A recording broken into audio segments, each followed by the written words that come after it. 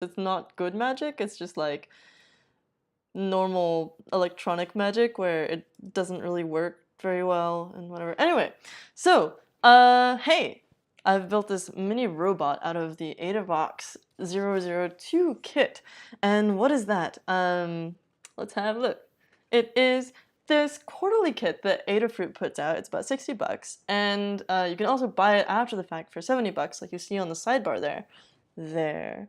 And they give you a bunch of components and stuff to start building your first robotics projects, which is pretty cool. They also include directions for building specific things with these. So in this case, it was this little robot that has 2 wheels and a caster. Oh, you can't actually see that yet. We'll see it in a second. And they give you the whole little rundown on what exactly is inside of it, as well as the tutorials. And for this project, I've mashed it up with a how to play music on the Arduino with a buzzer and Arduino project, because it uses the Pirates of the Caribbean theme song, which is something that someone else shared on GitHub. So this person, Shitang, I'm gonna just decide that it's pronounced that way, has provided this Arduino code that's very simple, that where you define your note values, which are frequencies. So, you know, 330 is 330 hertz, which is, it's vibrating 330 times a second. And then, you know, and so on. Then you define all the notes in the proper sequence that you're using in your song. And then after that, you specify how long, like the duration to hold each note. And so that's all before the setup function even runs. Then, after initializing with this stuff, Arduino runs the setup function once at the start when it boots up. And afterwards, of course, Arduino would normally run the loop again and again and again and again. The thing is that in order to make it only play once, they've placed this in the setup section of the code. So the loop is actually empty. It just plays the tune once on startup. And if you want to hear it again, then you just push the reset button. So I've woven these two together, and with mixed results, I'll show you in a second what that looks like. So let's get rid of this. There we go. Cool. So here's the robot in a top-down view. I've put a GoPro mount on the top because I figure I can drive this around. And I've turned it into a little delivery robot with this SparkFun box. And it's also able to call attention to itself using these very annoying means. Underneath here you can see the actual original project, which is the little robot with the 2 wheels and the caster there. So it drives this way. This way is forward, up. And inside of here, we've got the Adafruit Bluetooth feather underneath there, and on top of it we have the V2 motor shield. And this guy can drive either 2 stepper motors or up to 4 servo motors. In this case we've got DC motors and they only take 2 pins each, so that's fantastic. Then there is a little rechargeable battery powering the Adafruit, the feather itself. And underneath here is a set of 4 AA batteries, which are powering the motors, because those take more power, and that goes in here in the motor block power terminal thing.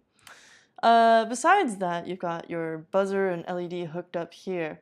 I've noticed, however, that the pin that I'm just using a PWM pin for this right now, which is pin 13. However, I think that's used by the motor shield, and so I'm going to have to switch that, because right now, at the end, you'll see what happens. So first, I'm going to close this up, and then I'm going to show you how we actually connect to it and drive it around a little bit. Sadly, I can't show you this in real time because, or I can't show you the actual assembly process because I did it earlier when the stream wasn't running and it broke my heart. But, you know, things happen. So here we've got the Adafruit Blue Fruit app. Open. Yes, I know the peripheral is disconnected. There we go. So here's our rover. It's showing up, and I'm gonna hit the controller button, and then the control pad. And this gives me this cute little interface where I can drive it around. So let's do that. Whee! Oh no, wrong way. It's confusing because it's facing me. You know, I used to drive robots on a first team, but that was a long time ago.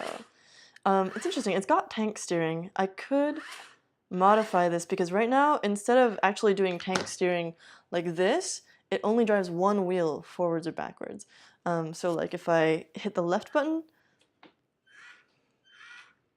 it's turning left by driving the right wheel forwards. As you can see, because it's kind of pivoting around the left wheel.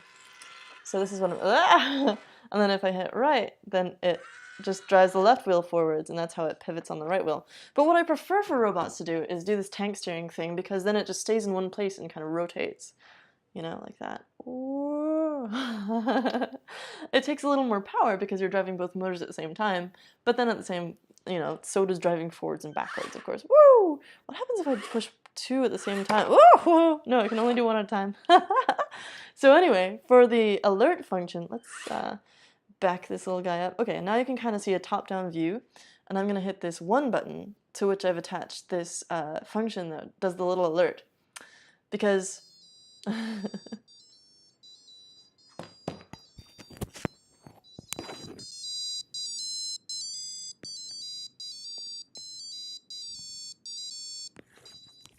okay, yeah, and then it starts doing this really annoying thing that I think will be ameliorated by actually moving to that other analog pin that they suggest. Oh, stop, stop, for the love of God. Anyway, so where were we? Attach the one pin or one controller button and stuff. Oh yeah, so the end goal with this, right, is not only to be a way for Ben, who sits by the elevator and door, to take the numerous packages that we receive and stack them on top of this thing. Ideally, I'd remove this or just leave it open, you know. And then just drive it over to me because I'm at the other end of the office. Or it can also serve another purpose, which is it can be sitting on a shelf until he needs it, which is right by the elevator. And I always get trapped in the elevator because I don't know until I come up here whether or not the door is locked.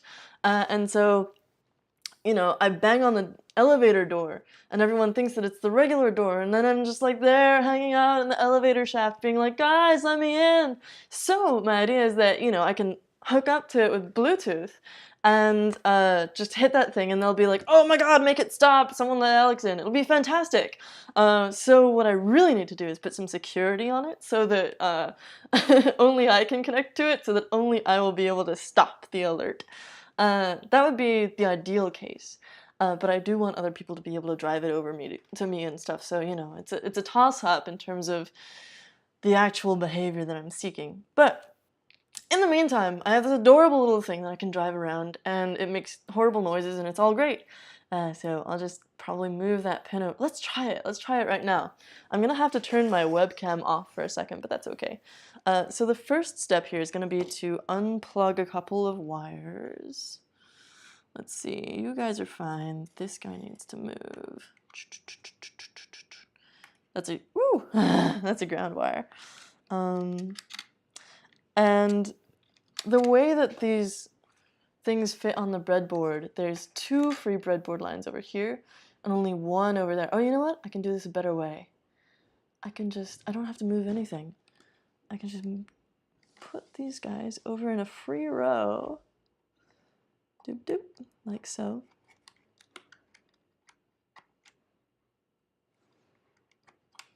This will be much better. Okay. That goes into the ground rail. Doop. And then I can just grab a jumper wire and hook it up to one of those analog pins. So which one are we going to use? The interesting thing is that Adafruit actually includes a thing that says, make your robot sing. I forgot that they included this buzzer in here. So they're using ground and A1. Okay, which is 2 pins down from ground. The other unfortunate thing about this is that the pins aren't labeled on the top. And once I have it in a breadboard, I can't read the pins off the bottom, so I have to go look at the pinout every time because I don't have this stuff memorized. Yeah, I work with too many different microcontrollers to know the pinout of each one off the top of my head. I'm sorry, that's just the way it is. Okay, and then I'm just gonna plug this into the same row with those other wires for the LED and the buzzer. And of course, I'm using this LED soldered up to a resistor that's in line with it, which is not the most stable arrangement right now, but you know, it's a one-day build. What do you do? So now I need to reprogram this, and since I have to unplug my webcam to do that, I'm going to switch over so you can see what I'm doing in Arduino, and yeah. There we go. And I'll just hold this little guy up so you can see if it actually works better or not. So I'm plugging in the feather. There we go. Motor wires are all still happy and stable. Great. And now what I'm going to do is just change the buzzer pin over here to let's see, what does Adafruit say? They recommend, oh yeah, we put it in A1. Cool. And so this is a combination of the Bluetooth Rover code that Adafruit gave us with that Pirates of the Caribbean theme song code. So you've got the Bluetooth setup code from the original robot code. And then beneath that you have this alert function that I've created, which just takes that setup code. Remember that how it plays the song in the setup loop or the setup function? I've just changed that into a function called alert and inserted it into this other sketch. And then I've also taken all the initializing stuff like the variables for the buzzer pin and the speed and the notes and the sequence and the durations and stuff, and just put that all before the setup function with the rest of the stuff. Okay, so now I've changed the pin. Ideally, this is gonna fix my problem of it going off and like doing the thing, you know? We're gonna get a bunch of red feedback because I've got it on verbose. Oh, it's so quick, so speedy. And the nice thing about this is that I'm going, like, anytime that I plug this guy in, it's going to be charging my rechargeable battery. So you can't see this on the webcam, that's right. Let's just swap back over. There we go, cool. The focus is a little off, but that's fine. I'm going to have to reconnect to this.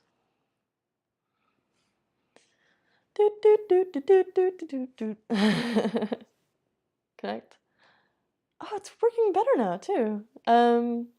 Maybe we had some Bluetooth saturation earlier in the office. That's what I'm gonna guess, because earlier it had a lot of trouble actually connecting. I would mash the connect button and it would take like forever to find the thing. Okay. Oh, I'm gonna close this again. Let's give it a little drive around. Yay! Yeah, awesome. Let's see if I can like showcase it to you. Oh! It only moves in pretty large jumps, so I don't know, I'll just put it there. Okay, put it there, pal. And I'm gonna hit the 1 button. Still works, that's good.